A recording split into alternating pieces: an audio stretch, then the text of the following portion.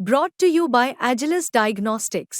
Health test की बात आती है तो मैं भरोसा करता हूँ India largest diagnostics company Agilus Diagnostics. खुद को टेस्ट करते रहो। नमस्कार, मैं हूं आपका दोस्त विजय विद्रोही। आप मुझसे जुड़ चुके हैं, इसके लिए आप सबका तहे दिल से शुक्रिया। और अगले 8-10 मिनट में आपसे जुड़े रहने की कोशिश करूंगा। तो विजय फैक्टर हमारे खास कार्यक्रम में आप सबका स्वागत है। एकनाथ शिंदे ने मुख्यमंत्री पद से इस्तीफा दे दिया है। इस्तीफा देना भी लाजमी था क्योंकि आज जो 14वीं विधानसभा थी उसका कार्यकाल खत्म हो रहा था। राज्यपाल ने अगली सरकार के गठन होने तक उन्हें कार्यवाहक मुख्यमंत्री का पद संभालने का अनुरोध किया है। अब बड़ा सवाल उठता है कि आने वाले एकाध दिन में क्या शिंदे दोबारा से मुख्यमंत्री पद की शपथ लेंगे या बागडोर देवेंद्र फडणवीस के हाथ में समा दी जाएगी। कुल मिलाकर कुछ लोग मजाक मजाक में कह रहे हैं कि क्या बीजेपी आला कमान ने, क्या मोदी और अमित शाह ने एकनाथ शिंदे का सचिन पायलट कर दिया? क्या आला कमान ने एकनाथ शिंदे का टीएस सिंहदेव कर दिया? क्या आला कमान ने एकनाथ शिंदे का ज्योतिरादित्य सिंधिया कर दिया? या कुछ लोग तो कह रहे हैं डीके शिव कुमार टाइप तो नहीं कर दिया।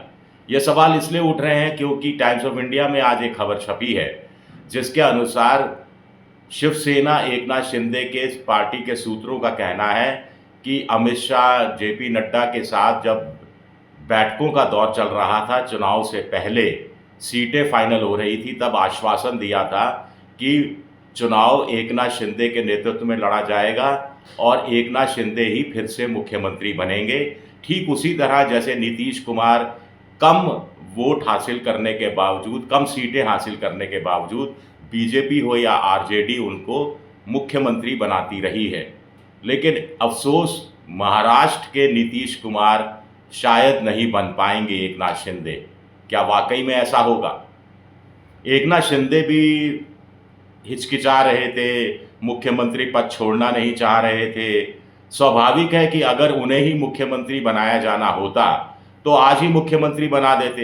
ये इस्तीफा देना, कार्यवाहक मुख्यमंत्री की भूमिका निभाना, फिर दोबारा शपथ ग्रहण कराना कोई मतलब नहीं है। तो इससे तो साफ लगता है कि मुख्यमंत्री पद शायद एकनाथ शिंदे को नहीं मिल पाए। सूत्र ये भी बता रहे थे कि अमित शाह की तरफ से वादा किया गया है एकनाथ शिंदे को कि अगर वो 40 से ज़्यादा सीटें ले आएंगे तो मुख्यमंत्री बनने की संभावना बन जाएगी। वो बन भी जाते अगर बीजेपी 80-85 पर अटक जाती, लेकिन बीजेपी 132 पर पहुंच गई। तो ऐसे में एकनाथ शिंदे को मुख्यमंत्री बनाने की कोई ना तो पॉलिटिकल मजबूरी है और ना ही कोई नैतिक मजबूरी है। नैतिक मजबूरी इसलिए क्योंकि राजनीति में नैतिकता, शुचिता, वादा कोई देखता नहीं है। आपको ध्यान होगा कि 2018 में जब राजस्थान, छत्तीसगढ़, मध्य प्रदेश के विधानसभा चुनाव में कांग्रेस की अच्छी जीत हुई थी, तब ये वादा किया गया था, ये खबरें आई थी कि सचिन पायलट को कहा गया कि मुख्यमंत्री बना देंगे राहुल गांधी की तरफ से। इसी तरह ज्योतिरादित्य सिंधिया के लिए आश्वासन दिया गया, इसी तरह टीएस सिंहदेव के लिए आश्वासन दिया गया। 2.5 साल बाद परिवर्तन हो जाएगा, लेकिन कुछ नहीं हुआ। अब सवाल उठता है कि एकनाथ शिंदे अगर डिप्टी सीएम बने तो क्या 2.5 साल के लिए होंगे या पूरा 5 साल उनको डिप्टी सीएम का पद संभालना पड़ेगा?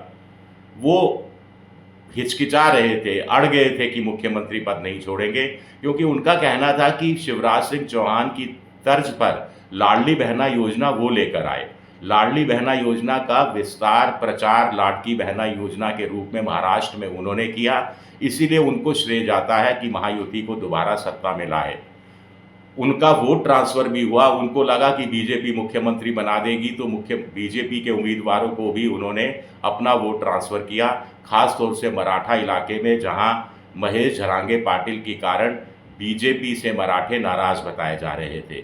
ऐसे में उनको लग रहा था कि उनकी दावेदारी पुख्ता है, मजबूत है। और फिर एक और तर्क दिया जा रहा था उनकी तरफ से, एकनाथ शिंदे गुट की तरफ से, कि तर्क क्या दिया जा रहा पहले बाद में बताऊंगा।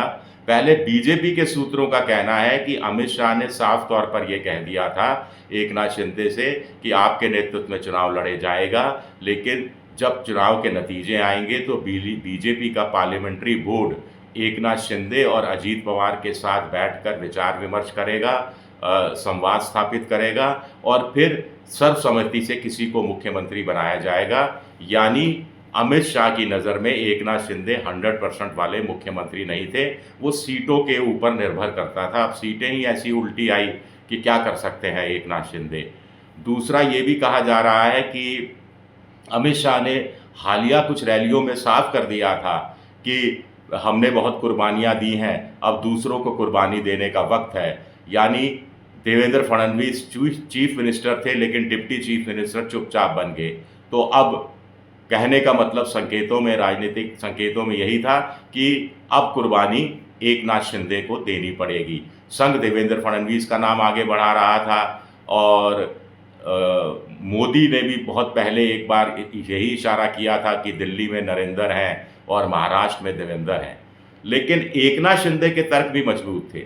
एकनाथ शिंदे का कहना था कि अभी बीएमसी का चुनाव होना है, बृहन मुंबई महानगर पालिका का 50,000 करोड़ का बजट होता है और जो मुंबई बीएमसी पर कब्जा करता है उसका मुंबई में विधानसभा और लोकसभा की सीटों पर भी मोटे तौर पर कब्जा हो जाता है और बहुत सी स्थानीय नगर पालिका, नगर परिषद, नगर निगम के चुनाव बाकी हैं और ऐसे में एक अच्छा इम्प्रेशन जाएगा अगर एकनाथ शिंदे कंटिन्यू करते हैं, क्योंकि इन चुनाव में मराठा वोटों की भी भूमिका रहेगी। एकनाथ शिंदे को मुख्यमंत्री पद से हटाया गया तो मराठा वोटर नाराज़ हो सकता है। दूसरा, एकनाथ शिंदे का तर्क था कि मैसेज नीचे तक जाएगा कि बीजेपी अपने छोटी पार्टियों को, अपने गठबंधन के साथियों को तरजीह देती है, उनकी इज्जत करती है, उनके साथ न्याय करती है, इंसाफ करती है, वादा खिलाफी नहीं करती है।